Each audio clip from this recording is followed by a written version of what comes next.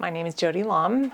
The injury I had was I had my entire lateral meniscus removed in 2002, and in 2003 I had the bio knee done. Having lost my lateral meniscus at the age of 35, knowing I needed to find some way to get back to a normal life again, having lots of doctors tell me that they couldn't do anything, that you just have to replace your knee at the age of 35.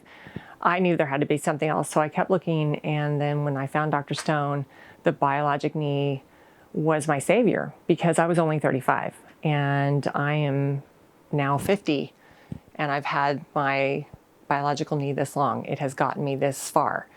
So I would highly recommend doing that as opposed to replacing it with plastic that, doesn't get you as far.